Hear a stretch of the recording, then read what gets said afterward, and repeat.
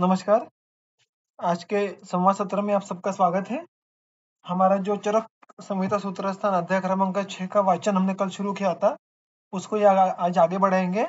सत्र की शुरुआत करेंगे प्रार्थना से। ओम सहनावतु सहनौ भुनक्तु सह वीर्यं करवावहै तेजस्विनावधीतमस्तु मा विद्विषावहै। ओम शांति शांति शांति।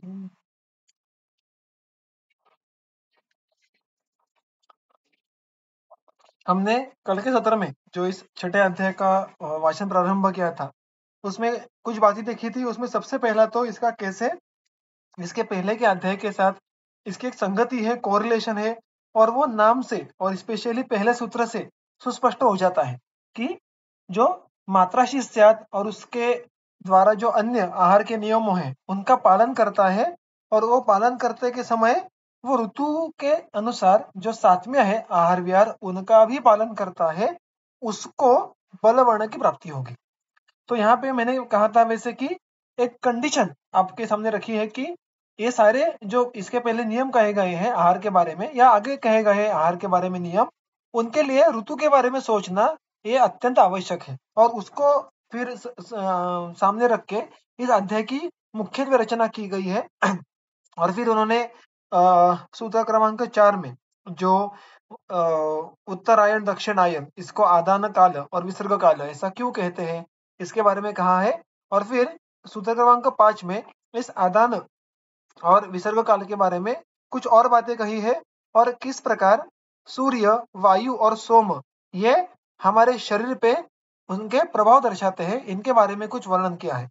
तो हमने इसका एक संक्षेप में एक अर्थ ये कल देखा था, आज इसको ही हम विस्तार पूर्वक देखेंगे। विसर्गे पुनः वायवः नातिरुक्षाः प्रवान्ति। विसर्ग ऋतु में या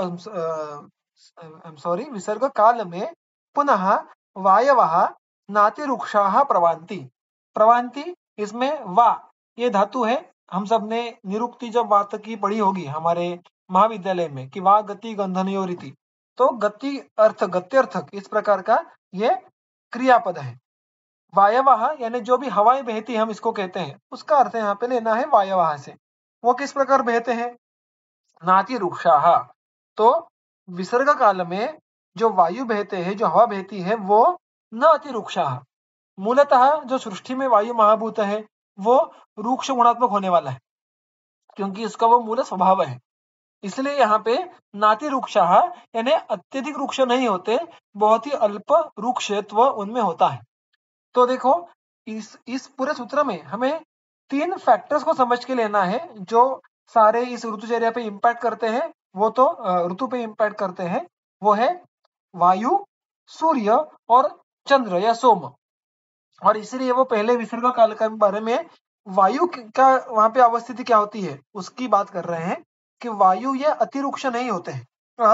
अतिरुक्ष क्यों नहीं होते इसके बारे में चक्रपाणी जी कहते हैं, सौम्य विसर्ग काल संबंधेन मंदीकृत रौक्षाः प्रवान्ति इति। विसर्ग ये सौम्य काल है। ये बात हमने कल के सत्र में कुछ अंश तक देखी थी। और विसर्ग काल या सौम्य काल यानी सोम गुण का प्राधान्य होने के कारण उनका उसका रौक्ष वात का रौक्ष ये अल्प होता है, मंद होता है, अतः इसको नातिरुक्षाः इस प्रकार से कहा गया है। तो देखिएगा यहाँ पर भी वो काल का प्रभाव है कि वायु के गुण किस प्रकार से अल्प रुक्षत्व अल्प हो रहा है। इतरे पुनः आदाने, तो इसके आगे का जो सूत्रांश है इतरे यानी अन्य अन्य अयन में अन्य काल में वो कौन सा है? तो आदान काल। तो आदान काल में पुनः वायु कैसे रहते हैं? वो आदान आगे दिया है, इतर का अर्थ है नातिरुक्षाः से अलग। तो आदान काल में वायु ये नातिरुक्ष से भिन्न यानी अतिरुक्ष होते हैं। तो देखिए यहाँ पर कालवशात 2 अलग अलग उन्होंने बातें कही है। विसर्ग ऋतु में वायु ये नातिरुक्ष होते हैं और आदान में वो अतिरुक्ष होते हैं। तो ये वायु का स्टेटस रहा 2 कालों में। उसके आगे क्या कहते हैं वो चक्रपाणी जी, इसके बारे में देखिएगा वो कहते हैं कि आग्नेयादान संबंध आहित रुक्षत्वात्। आदान काल में आग्नेयत्व के कारण वायु का रौक्ष ये और बढ़ जाता है, क्योंकि प्रायः अग्नि तत्व ये स्वयं में उसका एकल अगर हम महात्म्य देखें तो वो उष्ण गुण के साथ रूक्ष गुण का भी प्राधान्य दर्शाता है। तो जब सृष्टि में अग्नि तत्व का एकल प्राधान्य होगा तो उससे रौक्ष भी बढ़ता है, जिसका परिणाम उस ऋतु के उस काल के वायु पे भी होने वाला है। अतः आदान काल का वायु ये अतिरूक्ष होता है। तो ये हो गया वायु के बारे में। अब आगे देखिएगा क्या कहते हैं वो, सोमश्च अव्याहत बलः शिशिराभिः भाभिः आपूरयन् जगत आप्यायति शश्वत।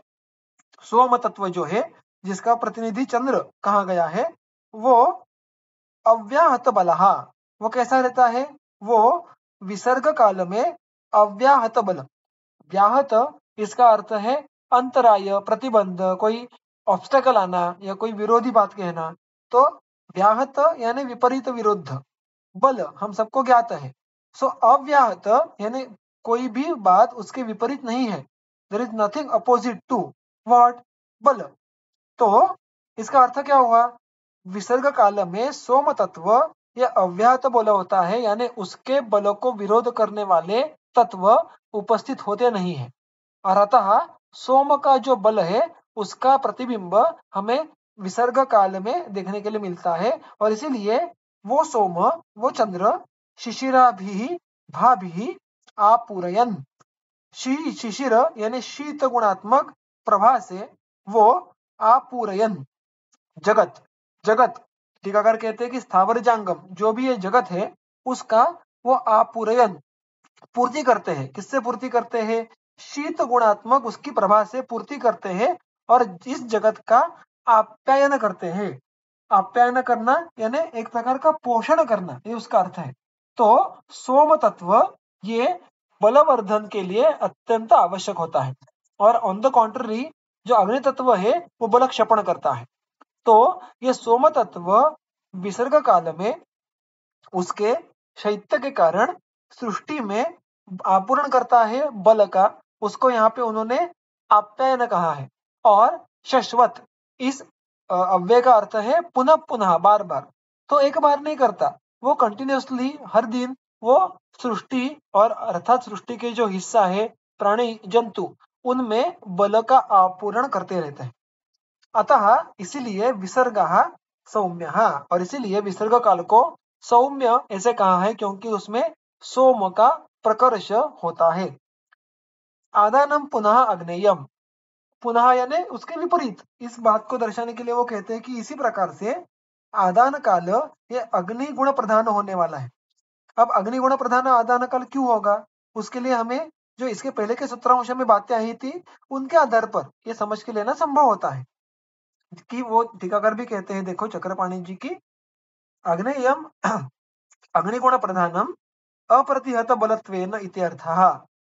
आदान काल में सूर्य के आश्रय से जो अग्नि तत्व रहता है उसका बल हनन करने के लिए कोई फैक्टर्स उपस्थित नहीं होते, इसलिए वो स्वयं की शक्ति का पूरा प्रदर्शन करने की क्षमता रखता है, और इसलिए आदान काल अग्नेय रहता है। अब अगर विसर्ग काल में सौम्य, सौम्य उसको कहा है सोम तत्व का प्राधान्य है, क्योंकि उसके विपरीत जो अग्नि तत्व है उसका बल कम है। वो किस कारण है, तो इसका वर्णन आगे के सूत्रों में भी आता है, और चक्रपाणी जी यहाँ पे टीका में भी वो बात कहते हैं। वो क्या कहते हैं देखिएगा, अव्याहत बलः इति काल मार्ग मेघ वातादिभिः तदा सूर्यस्य सोम परिपंथिनः हतबलत्वात्।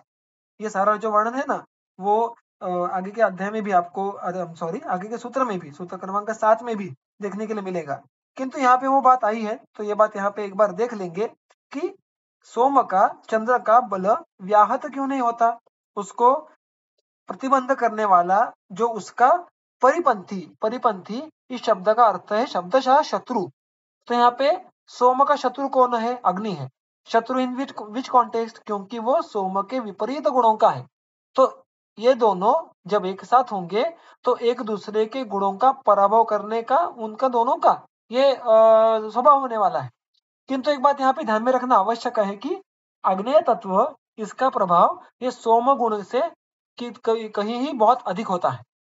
अतः हमें सोम गुण के बल को देखना है तो अग्नेय तत्व को कम होना आवश्यक है। और अग्नेय तत्व जब अपने प्रकर्ष पे हो, चरम सीमा पे हो, तो अपने आप सोम का प्रभाव कम हो जाता है। तो देखिए यहाँ पे सोम का प्रभाव बढ़ना ये कैसे होता है? ये मुख्यत्वे अग्नि के प्रभाव के कम होने के कारण होता है। और वही बात वो नीचे कह रहे हैं कि उसके बलों को विरोध करने वाला उसका जो शत्रु है अग्नि तत्व, उसका बल ये विसर्ग काल में कम किस किस कारण होता है? तो काल, मार्ग, मेघवात इत्यादि।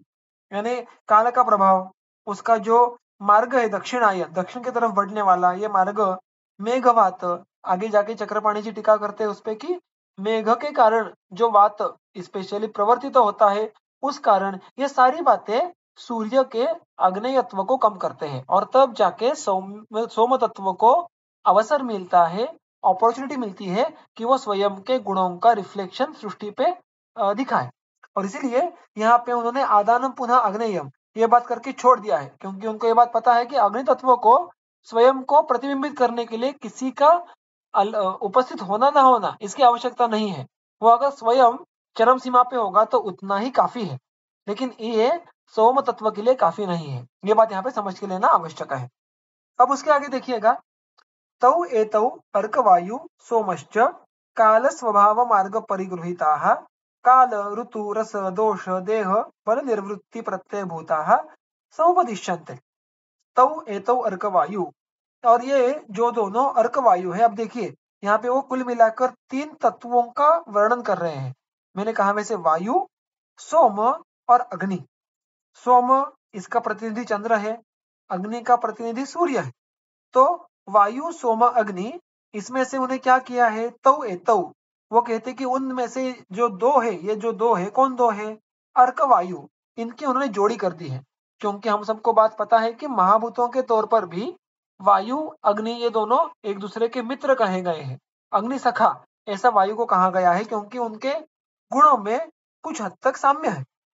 और जब हम विसर्ग काल या ऋतुचर्या के बारे में बात करते हैं तो अर्क और वायु इन दोनों जब साथ में आ जाते हैं, या वायु भी प्रकृतितः जो रुक्ष गुण का है, वो भी सृष्टि का स्निग्धत्व, प्राणी मात्रों का बल कम करना, ये उसका स्वभाव है।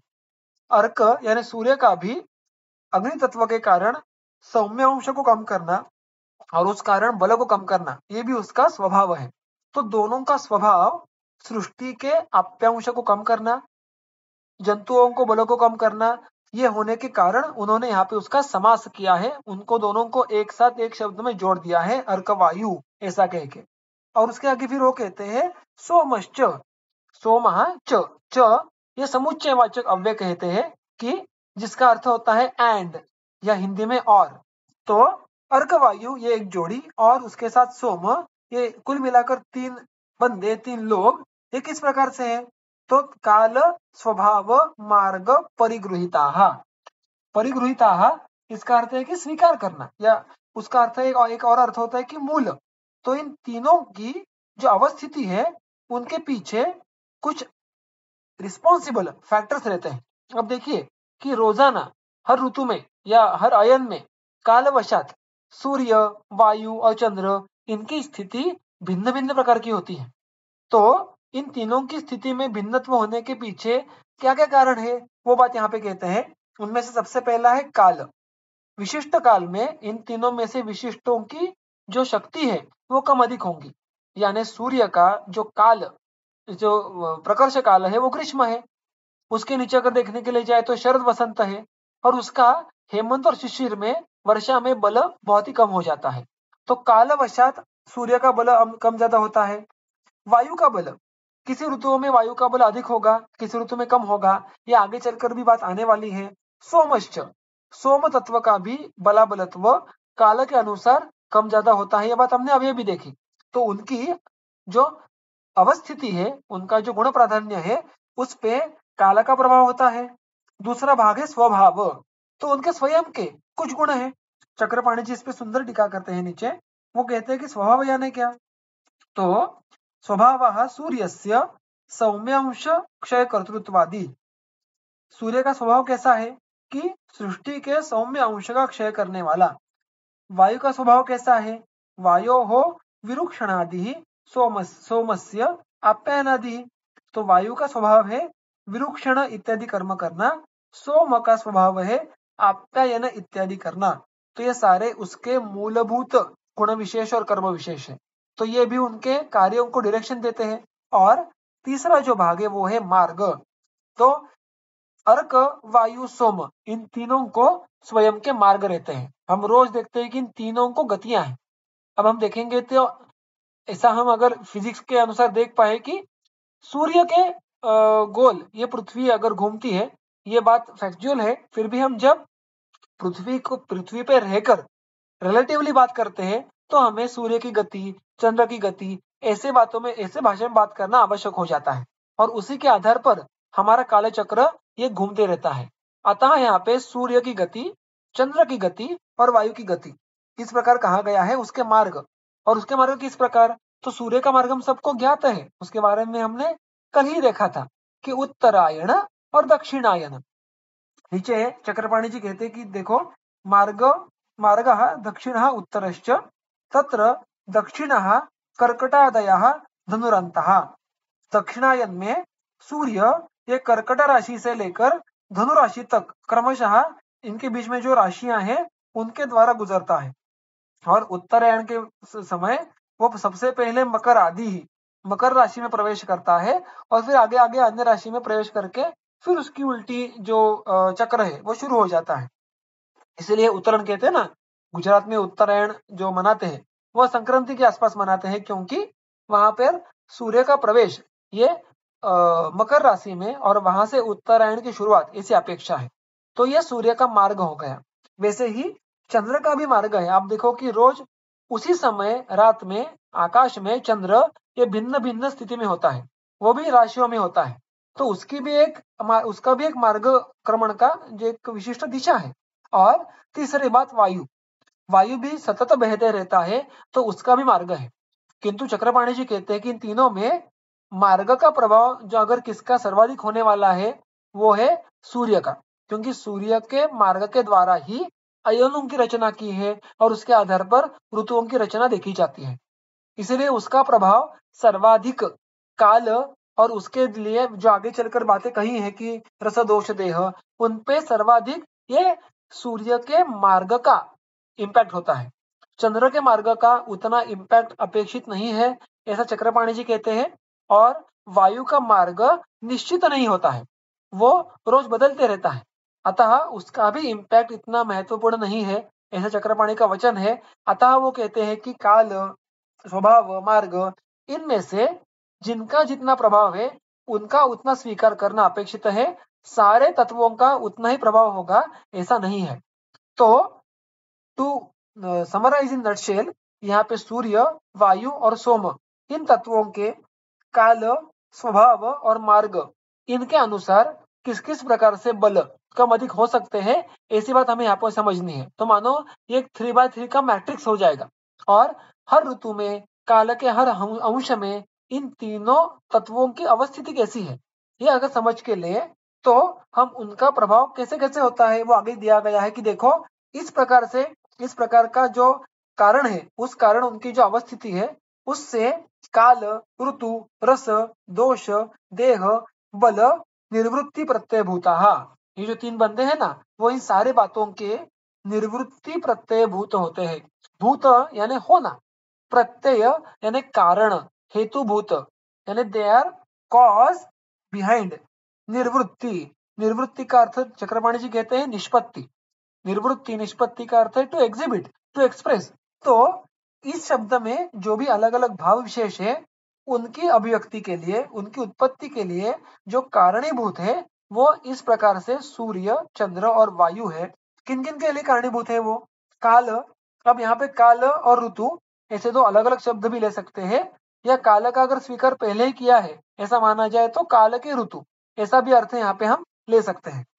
फिर रस, 6 ऋतुओं में 6 रसों की उत्पत्ति, इसका उल्लेख आगे के सूत्रों में भी आता है और इसका बहुत सुंदर वर्णन ये चरक सूत्रस्थान अध्याय क्रमांक 26 इसमें भी हमें देखने के लिए मिलता है कि वहां पे उन्होंने अत्रेय भद्र काव्य अध्याय में कि 6 ऋतुओं के 6 रस ही क्यों उत्पन्न होते हैं, 6 ही क्यों होते हैं, वही रस क्यों उत्पन्न होते हैं, इनकी कुछ चर्चा वहां पर भी आती है। तो उनका भी कुछ विवरण हम आगे के सूत्रों में जैसे जैसे आएगा तब उसके बारे में देखेंगे।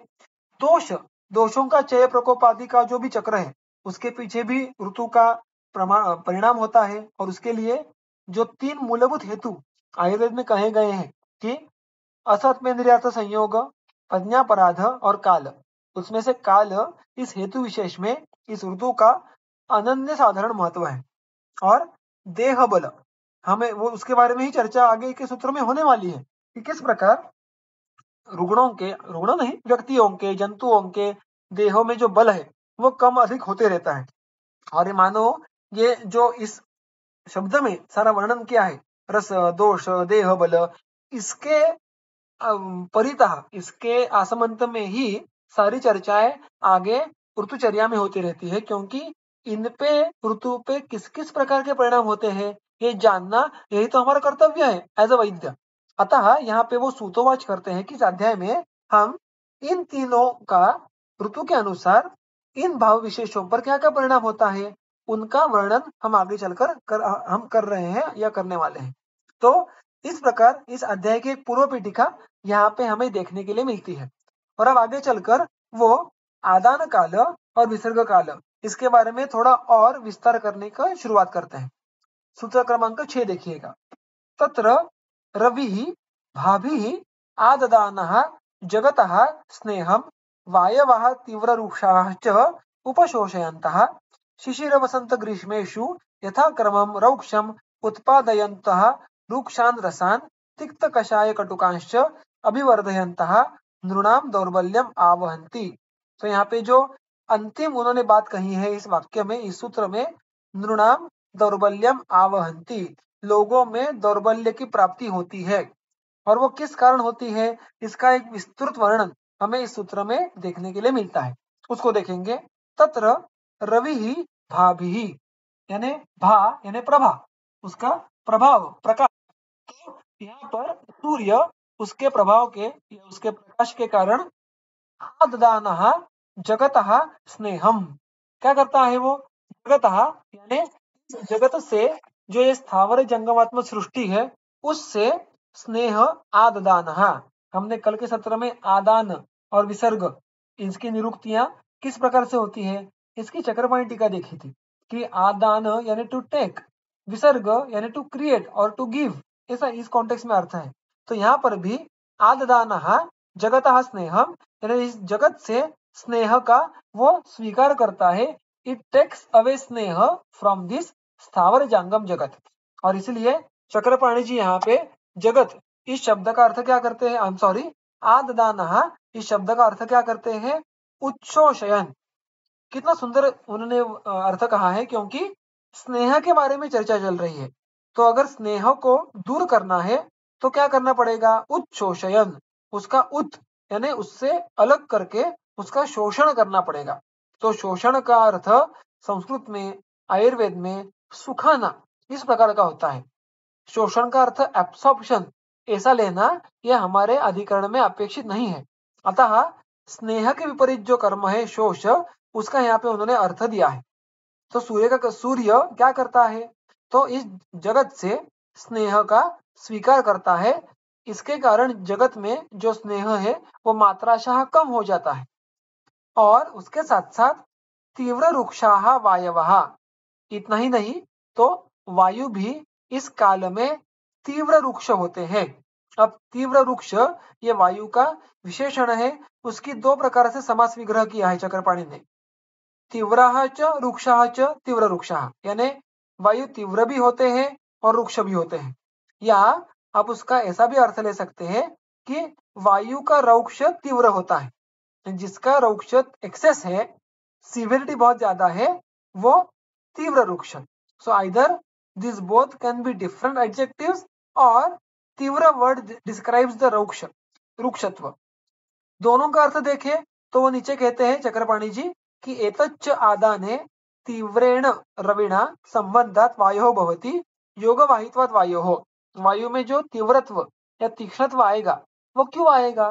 तो वायु ये योगवाही है, जिसके साथ उसका संयोग होगा उसके द्वारा शैत्य या औष्ण्य का वहन करने की क्षमता वायु में है।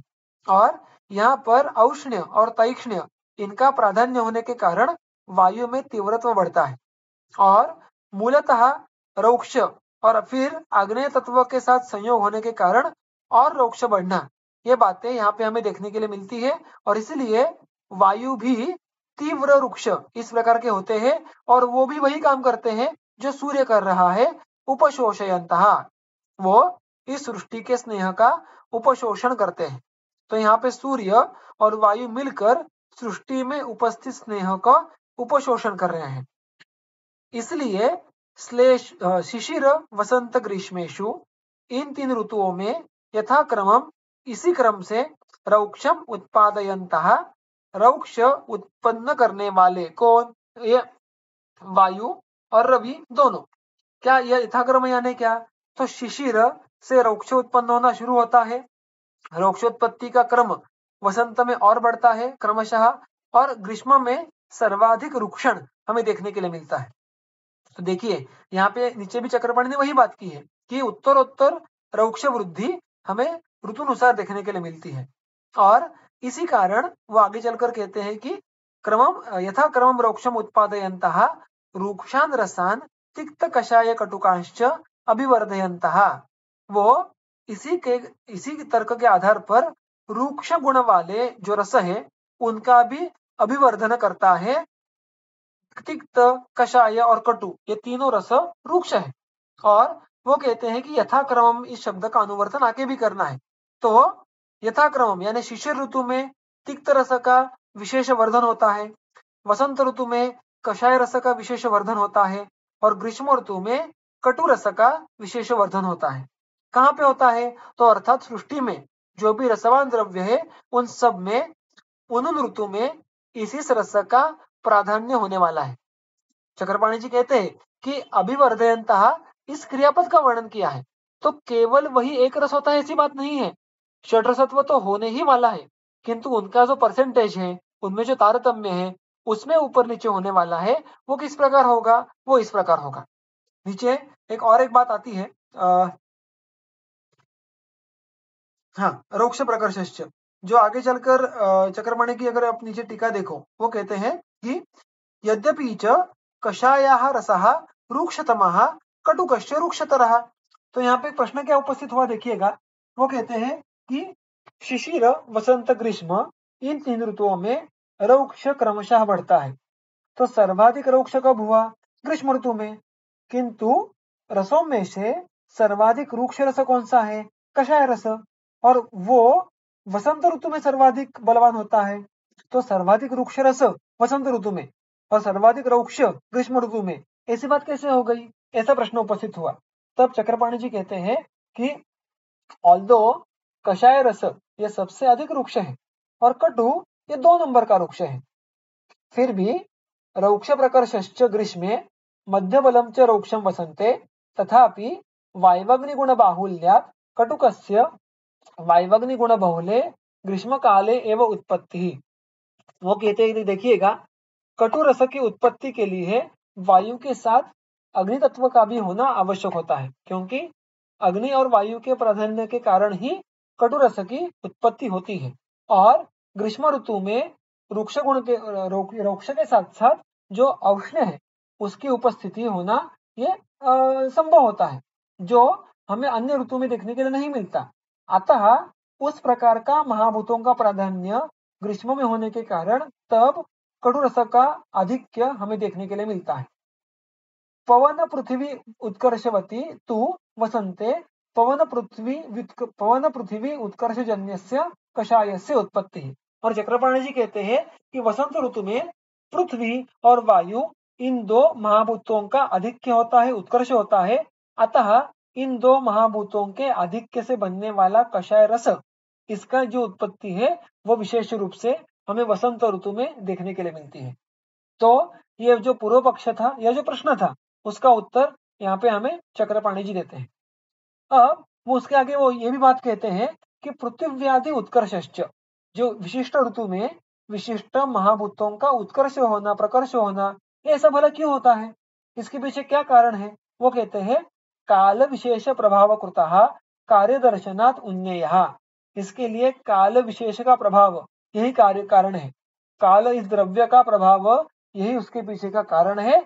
हमें ये जो सारा रसोत्पत्ति है एनीवे हमें कार्य दर्शनात् उन्नयः, हमें समझ के कैसे लेनी है? तो जब तक उस रस की अभिव्यक्ति हम हमारे रसनेन्द्रिय पे नहीं होते हुए देखेंगे या उसके कार्य शरीर पे होते हुए नहीं देखेंगे, तब तक हमें वो बात समझ में नहीं आएगी, क्योंकि किसी अन्य साधनों से हम रसों का प्राधान्य नहीं समझ पाएंगे। अतः विशिष्ट ऋतु में विशिष्ट महाभूतों का प्राधान्य ये काल प्रभाव के कारण ही होता है। ये बात यहाँ पे चक्रपाणी जी स्पष्ट कर देते हैं और आगे चलकर वही बात कहते हैं जो हमने अभी देखी थी कि अभिवर्धयन्ते इति वचनात् यथा स्वकाले तिक्तादीनाम अभिवृद्धि सूच्यते। अपने अपने काल में तिक्त इत्यादि रसों की वो वृद्धि का सूचना देते हैं। तेन न तद एकरसत्वम, तेन न तदा एकरसत्वम, इससे उस ऋतु में केवल उतना है एक ही रस है, ये जो संशय उत्पन्न होता है वो बिल्कुल गलत हो जाएगा। ये बात यहाँ पे वो सुस्पष्ट कर देते हैं। अतः यहाँ पे हमने अभी तक क्या क्या देखा? तो इस प्रकार आदान ऋतु में सूर्य और वायु के कारण जो स्नेह का शोषण होता है और इसीलिए शिशिर, वसंत, ग्रीष्म इन 3 ऋतुओं में क्रमशः रौक्ष बढ़ते जाता है आगे आगे और क्रमशः तिक्त, कषाय, कटु इन रसों की विशेष रूप से वृद्धि देखने के लिए मिलती है। और इन सारे कारणों के फलस्वरूप नृणाम दौर्बल्यम आवहंती। यहाँ पे चक्रपाणी जी कहते हैं कि दौर्बल्य आता है, किंतु वो भी कैसे है? यथा क्रमम अत्र च क्रमवद रौक्षोत्पत्ति तिक्तादि उत्पत्ति अपि दौर्बल्योत्पत्तौ कारणम। यहाँ पे वो कहते हैं कि काल स्वभाव के साथ साथ जो रौक्ष उत्पन्न हो रहा है, जो रस उत्पन्न हो रहे हैं, उनका भी परिणाम दौर्बल्य के प्रति बिल्कुल होता है। यतः क्योंकि रौक्षम उत्पादयन्तः इति तिक्त कषाय कटुकान अभिवर्धयन्तः इति च हेतुगर्भ विशेषण द्वयम कृत्वा दौर्बल्यम आवहन्ति इति उक्तम। वो कहते हैं कि दौर्बल्य उत्पन्न होने के पीछे जो 2 हेतु है उनका वर्णन ही मानो यहाँ पे इसके पहले कहा गया है। तो टू समराइज इन नटशेल, जो क्रमशः रौक्ष उत्पन्न होता है और रुक्ष रसों की विशेष रूप से अभिव्यक्ति होती है, उस कारण मनुष्यों में दौर्बल्य की प्राप्ति होती है और वो क्रमशः आगे आगे के ऋतु में अधिकाधिक दौर्बल्य प्राप्ति होती है। ये बात यहाँ पे हमें समझ के लेना आवश्यक है। तो देखिए यहाँ पे उन्होंने, जब से हमने पहले देखा था कि रस और देह बल इनके बारे में उन्होंने कमेंट की है कि किस प्रकार आदान काल में उन पे प्रभाव देखने के लिए मिलता है। दोषों के बारे में जो कमेंट होने वाली है वो हर एक ऋतु में भिन्न भिन्न होने वाली है, क्योंकि दोषों का जो प्रकोपादि होता है वो ऋतु अनुसार होता है। वो आदान या विसर्ग काल इसके अनुसार उसका वर्णन नहीं कर सकते। तो इस प्रकार आदान काल का वर्णन हुआ, उसके आगे आता है वर्णन विसर्ग काल का। वर्षा शरद हेमंतेषु तु दक्षिणाभिमुखे अर्के काल मार्ग मेघवात वर्षाभिहत प्रतापे शशिनी च अव्याहत बले माहेंद्र सलील प्रशांत संतापे जगति अरुक्षाः रसाः प्रवर्धन्ते अम्ल लवण मधुराः यथाक्रमम तत्र बलम उपचीयते नृणाम इति। तो देखिए यहाँ पे वो क्या कहते हैं कि विसर्ग काल में जो उसमें कौन से ऋतु होते हैं? वर्षा, शरद और हेमंत। इन ऋतुओं में अर्क यानी सूर्य दक्षिणाभिमुख होता है, यानी उसका दक्षिण दिशा के प्रति मार्गक्रमण शुरू हुआ होता है। काल, मार्ग, मेघवात, वर्षा इन हेतुओं के कारण अभिहत प्रताप, ये भी वर्णन अर्क यानी सूर्य का है। प्रताप यानी संताप, उसका जो भी संताप है वो अभिहत होता है, उसमें क्षति होती है, उसका विरोध किया जाता है। किनके द्वारा? तो एक तो काल, हमने पहले देखा है कि विसर्ग काल यह स्वभावतः सौम्य है, अतः उस कारण। दूसरा मार्ग, सूर्य ने दक्षिण की तरफ बढ़ना, ये कारण भी उसके स्वयं का संताप कम होने के लिए है। तीसरा मेघवात, जो चक्रपाणी जी कहते हैं मेघस्य वातः मेघवातः, यानी बादलों के साथ, बादलों के कारण जिस वात की अभिव्यक्ति होती है वो हो गया मेघवात। और वर्षा यानी बारिश। तो इन चारों कारणों के कारण अर्क यानी सूर्य का जो प्रताप है, जो बल है, उसकी क्षति होती है, उसका प्रतिबंध होता है। शशि नीच अव्याहत बल है, और उसी के साथ साथ शशि यानी चंद्र, इसके बलों को विरोध करने वाला कोई बचता नहीं है, या उसको विरोध करने वाला, उसका शत्रु स्वरूप मानो जो सूर्य है, उसका बल कम हो गया है।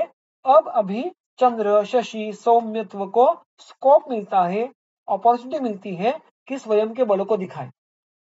उसके साथ साथ क्या है, माहेंद्र सलील प्रशांत संतापे जगति, जगत में, इस स्थावर जांगम स्वरूप जगत में माहेंद्र सलील प्रशांत संतापे, वो किस प्रकार से, तो जगत कैसा है, वो उसका संताप, जो वर्षा के पहले का ऋतु कौन सा है, ग्रीष्म, तब संताप चरम सीमा पे होता है, वो प्रशांत हो जाता है, वो शांत हो जाता है। किस कारण, माहेंद्र सलिल, जो सबसे पहले जो वर्षा का हम सबको पता है कि जो अंतरिक्ष जल होता है, जिसका संग्रहण करने का विशिष्ट विधि कहा गया है, वो सबसे पहले ऋतु में जिसकी वर्षण होता है, उससे ही जो इस सृष्टि का संताप है वो भी कम होना शुरू हो जाता है। तो इन सारे कारणों के फलस्वरूप आगे चलकर क्या होता है, अरुक्षाः रसाः प्रवर्धन्ते अम्ल लवण मधुराः यथाक्रमम। यथाक्रमम किसके क्रम से, जो इस सूत्र के शुरुआत में कहा है, वर्षा शरद हेमंत, इन ऋतुओं में क्रमशः अरुक्ष यानी स्निग्ध इस प्रकार के रसों का उत्पन्न होना, या उत्पन्न नहीं कहूंगा मैं, वर्धन होना, प्रकर्ष से उनकी वृद्धि होना, ये शुरू हो जाता है।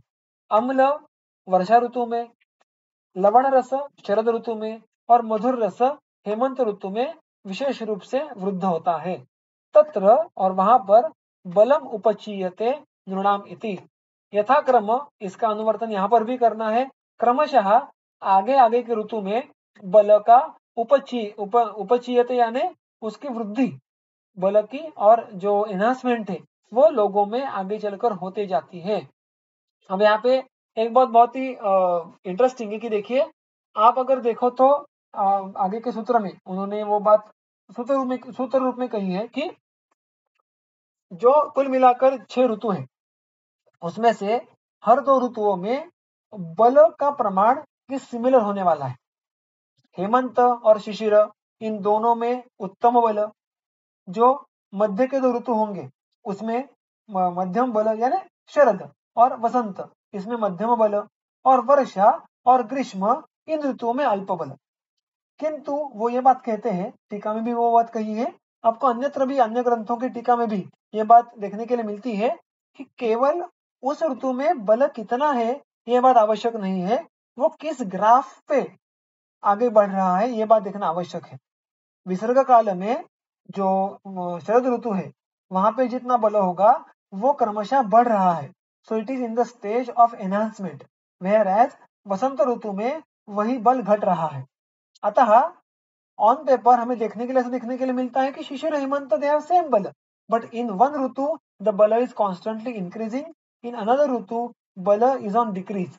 अतः उनका बल देखने के लिए सिमिलर होने के बाद भी विसर्ग काल में बल प्राप्ति की टेंडेंसी होने के कारण तीनों ऋतुओं को कहा है कि वो बल प्राप्त करवाने के लिए मदद करता है, वेयर एज आदन ऋतु में तीनों ऋतु ये शरीर से बल को क्षपित करते हैं।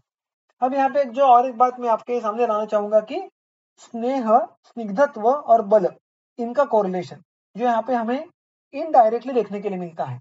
जैसे आदान काल में उन्होंने कहा है कि स्नेह का शोषण होता है, उसके कारण रुक्षत्व का उत्पत्ति होती है, और उसके कारण दौर्बल्य आता है।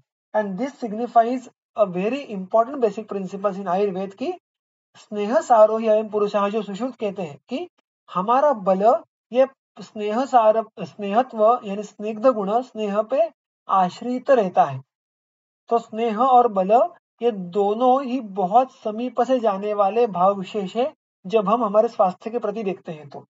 और एग्जैक्टली अपोजिट रौक्ष और दौर्बल्य ये भी बहुत समीप से जाने वाले भाव है जब हम हमारे शरीर के प्रति देखते हैं। उसके साथ साथ सौम्यत्व इसमें शैत्य का भी समावेश होता है। हमने आज बात देखी कि सोम के शैत्य के कारण इस सृष्टि में आप्यायन होता है। तो शीत गुण के कारण भी बल वृद्धि होना ये हमारे शरीर का स्वभाव है, और उसके विपरीत आग्नेयत्व के कारण हमारे शरीर के बल का क्षपण होना ये उसका टेंडेंसी है। तो स्निग्ध शीत ये गुण प्रायः स्वभावरीत्या शरीर बलों को बढ़ाएंगे, और उष्ण रुक्ष ये गुण प्रायः शरीर बलों को कम करेंगे। ये एक बहुत ही महत्वपूर्ण सिद्धांत यहाँ पे ध्वनित होता है, और इसका चिकित्सा में जो रोल है वो बहुत ही महत्वपूर्ण है। और वही रोल हमें केवल चिकित्सा यानी केवल पुड़िया गोलियां देना इतना ही नहीं, तो कर्म चिकित्सा होगा, पथ्यापथ्य होगा, यहाँ पे हम देख रहे हैं जो ऋतु सात्मी होगा, उन सब जगह पे इसका रिफ्लेक्शन हमें देखने के लिए मिलता है। और इसी बात को वो आगे भवति चात्र इस सूत्र में कहते हैं, आदौ अन्ते च दौर्बल्यम विसर्गादानयोः नृणाम मध्य मध्य बलम त्वन्ते श्रेष्ठम अग्रेश निर्दिशेत। वो कहते हैं कि आदौ अन्ते च दौर्बल्यम विसर्ग आदानयोः, विसर्ग का जो आदि और आदान का अंत है, इसमें लोगों में दौर्बल्य ये हमें विशेष रूप से देखने के लिए मिलता है। सो आदान का अंत किसमें होता है? ग्रीष्म ऋतु में। और विसर्ग का आदव यानी शुरुआत किसमें होती है? वर्षा ऋतु में। तो इन दोनों ऋतुओं में दौर्बल्य विशेष रूप से देखने के लिए मिलता है। मध्य मध्य बलम, मध्य के जो ऋतु है शरद और वसंत, उनमें मध्य बलत्व, और अंते श्रेष्ठम अग्रे च, जो विसर्ग ऋतु का अंत है और आदान का आरंभ है, यानी क्रमशः शिशिर और हेमंत ऋतु, इसमें श्रेष्ठम बलम निर्दिशेत, श्रेष्ठ बल का निर्देश किया गया है। ये बात यहाँ पे वो सूत्र रूप से कहते हैं। तो यहाँ पर भी अगर नीचे आप टीका देखो तो बात कहते हैं कि विसर्ग प्रकर्षः हित बल प्रकर्षः पुरुषः आदानस्य आदौ शिशिरे स्तोकशीयमाण बलः अपि बलवान भवति। यहाँ पे वो कहते हैं कि विसर्ग के प्रकर्ष के कारण जो पुरुष ये आदान काल, अब उनके बाद वो क्या यहाँ पे हमें क्या बात कह रहे हैं कि अगर आदान काल में क्रमशः बल कम कम कम होने वाला है, तो शिशिर ऋतु में उत्तम बल, ऐसी बात क्यों कही गई है? क्योंकि शिशिर ऋतु तो आदान काल में आता है, और आदान काल तो दौर्बल्य लाता है। तो वो कहते हैं कि देखिए यहाँ पर शिशिर ऋतु में स्तोक क्षीयमाण बला, बहुत ही कम बल का क्षय ये शुरुआत में होता है, और उतना कम होने के बाद भी उसके प्रति काफी हद तक बल शेष रहता है, और इसलिए आदान काल होने के बाद भी शिशिर ऋतु में हमें बल ये देखने के लिए मिलता है। तो ऐसे तर्कयुक्त सीधी बातें भी हमें बहुत बार टीका ये बहुत ही सुंदर रूप से समझाने का प्रयास करते हैं। आगे चलकर जो एक बात कही है उन्होंने यथा, कि किस प्रकार दिन और रात ये कम ज्यादा होती है क्रमशः, उसी प्रकार बल ये कम अधिक होता है, ऐसा दृष्टांत नीचे चक्रपाणी जी ने दिया है। और इसीलिए वो कहते हैं कि इसी न्याय से, इसी लॉजिक से अनेन न्यायेन वर्षासु दौर्बल्यम वसंत शरदोह मध्यम बलम बोद्धव्यम। अब इसी न्याय से हमने जो अभी बात कही कि वृद्धिंगत बल और क्षीयमाण बल, इसको याद रख के आप उस ऋतु के बल के बारे में सोचिएगा। एवं काल ऋतु रस देह बल कारणम त्वम अर्कादीना व्यवस्थापितम। और हमने अभी भी देखा वैसे इस प्रकार से इन दो सूत्रों के द्वारा उन्होंने जो अर्क वायु और सोम है इनका काल या काल ऋतु रस और देह बल इन पे प्रभाव जो है उसका उसकी व्यवस्था हमारे सामने रख दी है। दोष कारणत्वम, लेकिन इन तीनों का दोषों पर क्या परिणाम होता है? तो अग्रे यानी इसके बाद ऋतु विधान निर्देश अभिधास्यते, ऋतु विधान ऋतु के अधिकरण के अनुसार उसका निर्देश अभी इसके आगे होने वाला है। यानी हमारा जो कर्तव्य है कि शरीर में धातु समय प्रस्थापित करना, उसके लिए हमें दोषों का ज्ञान ये होना यह अत्यंत आवश्यक है। और अतः जिन बातों को संक्षेप में कहना है वो बातें उन्होंने शुरुआत में कह दी है, यानी देह बल रस इनके बारे में। और जिस बात को सबसे अधिक महत्व देना है, जिसका विस्तार अधिक करना है, दोष ये संकल्पना और उसका ऋतु और अर्क इत्यादि भावों के साथ जो कोरिलेशन है उसका अभी ढंग से आराम से विस्तार पूर्वक वर्णन उर्वरित अध्याय में एज अ मुख्य विषय इसके आगे वो रखने वाले हैं। तो ये बात यहाँ पे चक्रपाणी जी भी कहते हैं। तो इस प्रकार सूत्र क्रमांक 8 तक का विवेचन यहाँ पे पूर्ण होता है। इसके आगे चलकर हेमंत ऋतु और अन्य ऋतुओं की जो चर्या है उसका वर्णन शुरू होता है, तो उसके बारे में हम हमारे अगले सत्र में देखेंगे। अभी तक अगर आज किसी को आज के अध्ययन के बारे में या इसके पूर्व के अध्ययन के बारे में भी कोई प्रश्न हो तो पूछ सकते हैं, अन्यथा आज का सत्र यहाँ पे समाप्त करेंगे।